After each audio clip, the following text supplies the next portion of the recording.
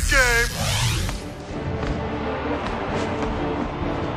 Evil dictators aren't just found in history books and international politics, they're also one of the most prominent examples of video game villainy.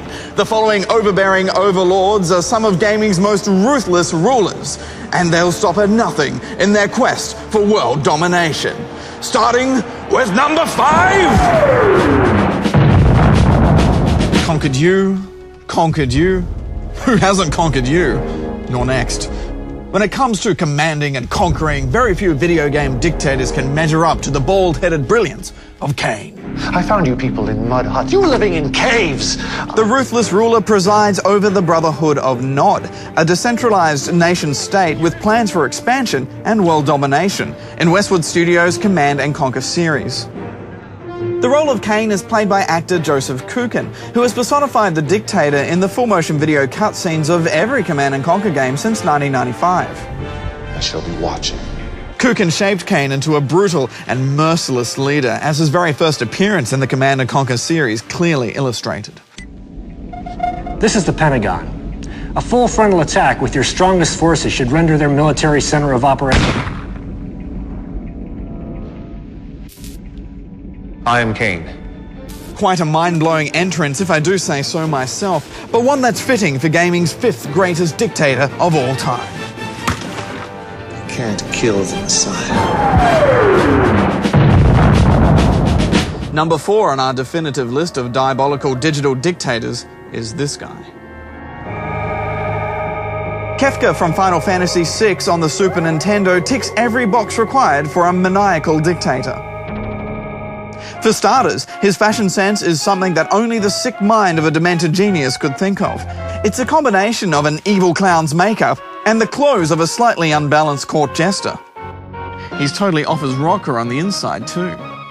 Destruction without death? Boring!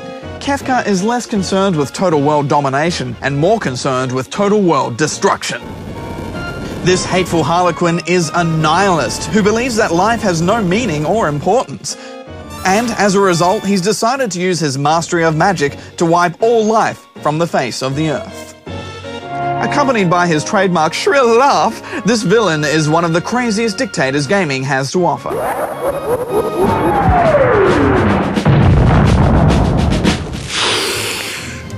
When it comes to evil dictators, there don't come much more evil or dictatory than Mecha Hitler.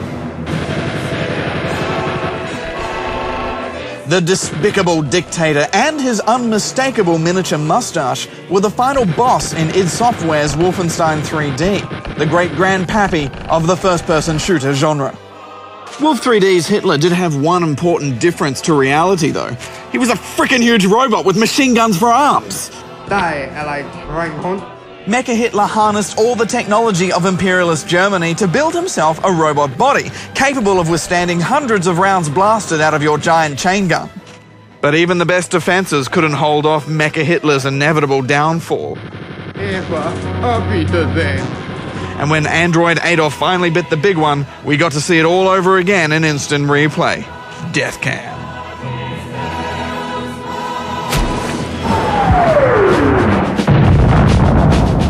Our next dictator began his career as a normal walking, talking tentacle until one fateful incident drove him insane with power lust. I'm thirsty.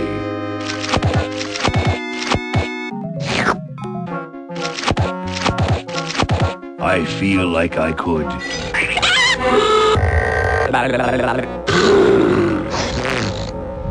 Like I could. Take on the world. LucasArts' 1992 adventure game Day of the Tentacle saw Purple Tentacle attempting to take over the world by using a combination of time travel and self-cloning. In the future, Purple Tentacle has assumed control of the world, and he has decreed that all humans are to be kept as pets. Purple rules the future with an iron tentacle, making him our weirdest dictator yet.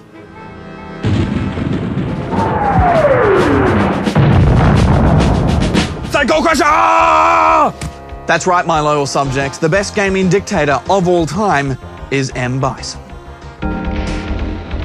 The psycho-powered ruler of Shadaloo, Bison is the ultimate gaming dictator, not just because of his intimidating looks, but because of his punishing physical strength and super turbo arrogance. This place shall become your grave! But what really made Bison the most devious dictator in all gaming history was this delicious portrayal by Raul Julia in the So Bad It's Good movie adaptation Street Fighter, the movie. For you, the day Bison graced your village was the most important day of your life. But for me, it was Tuesday. Bison doesn't even need to command an army because his psycho power is so potent he can wage war on anyone he wants and win all by himself. Game over! Oh, Bison, you are truly irrepressible. But remember, kids, evil dictatorships are nothing to admire. Just be glad these guys are only in charge of your games and not your country.